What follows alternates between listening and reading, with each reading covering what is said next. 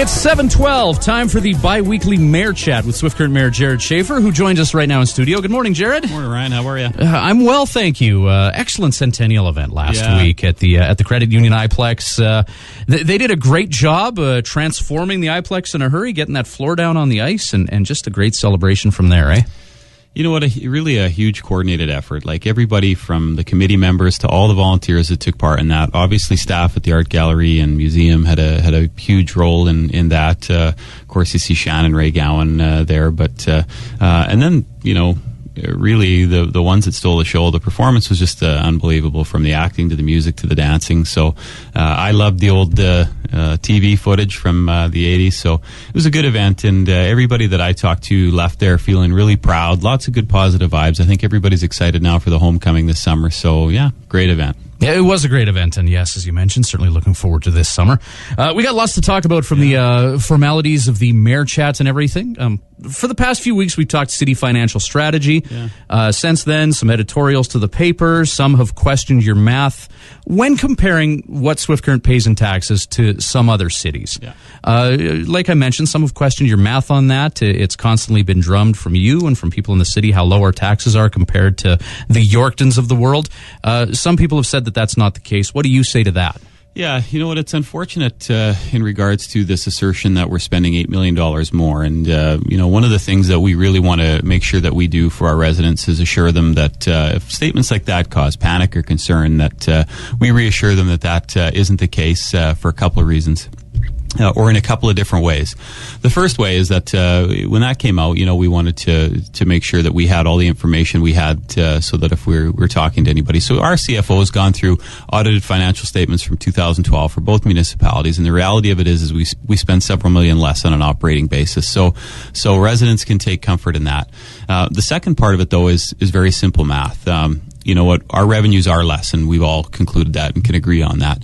The other part of it, though, is municipalities are legislated. We can't run a deficit. Right now the federal government's been spending deficits. The U.S. federal government spends deficits where their operating expenses are more than their operating revenues. We can't do that. As a city, every year we have to break even.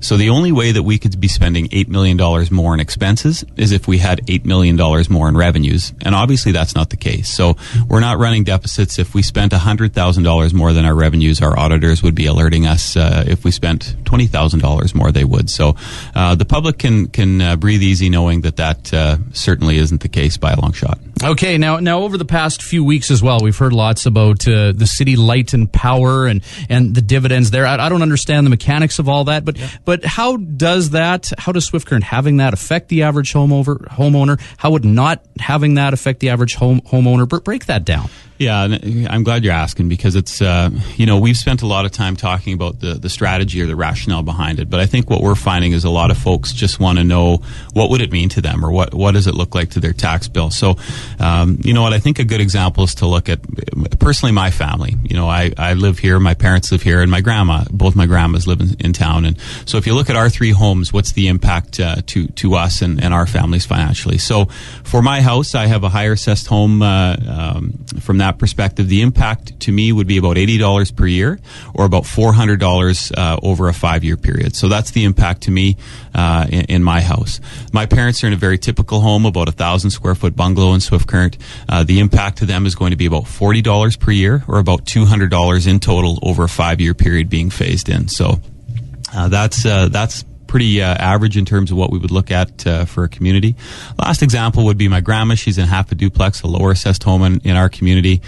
She's a senior, obviously, that we want to be mindful of that.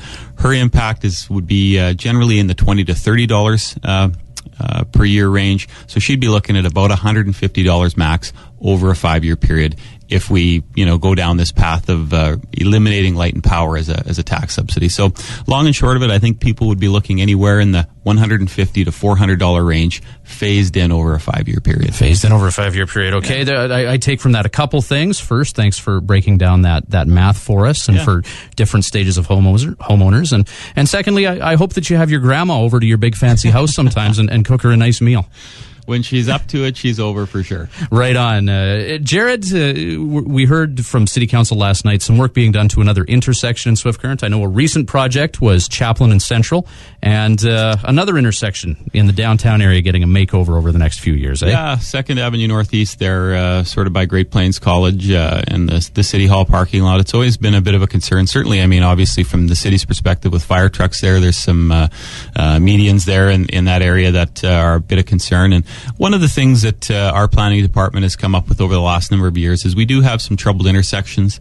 Of course, when we did this one, it lasted a little bit longer, and I know there was some folks downtown that thought that dragged on a little bit. We're going to try and be more prudent with that, but we want to tackle some of these areas that are a little bit problematic. So make driving in that area for our local drivers a little easier, make it a little safer for pedestrians, and just continue to sort of upgrade the areas, right from catch basins to sidewalks to lighting. That intersection, any sort of a timeline?